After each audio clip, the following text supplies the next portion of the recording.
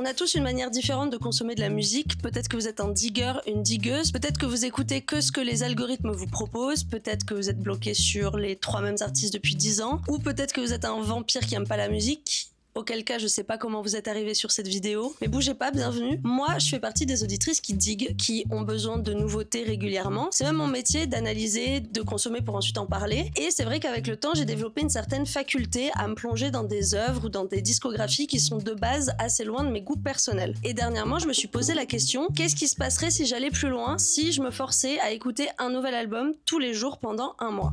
Pour le savoir, j'ai décidé d'écouter les 30 disques considérés par le magazine Rolling Stones comme les meilleurs albums de tous les temps. Alors j'ai choisi cette liste en particulier parce que j'ai envie de mettre à l'épreuve une de mes théories qui est que si c'est culte, c'est forcément bien.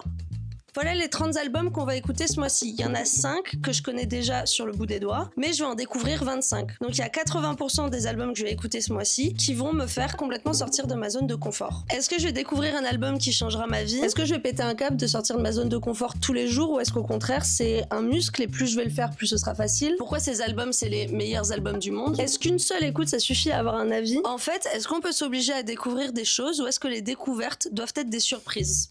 On aura les réponses à toutes ces questions qu'à la fin de ce challenge. Donc, que l'expérience commence. On se retrouve dans un mois. Pour vous, c'est dans quelques secondes. So stick around, we'll be right back. Jour 2, ma théorie ne fonctionne pas. J'ai la flemme.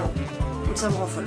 Ça me rend trop folle. Plus jamais de ma vie entière, j'écoute un album en entier. Je sais pas, je me suis un peu fait chier. T'as 19 titres sur ton putain d'album. Mets-en 18. Ne mets pas le dernier. Je trouve ça tellement choquant.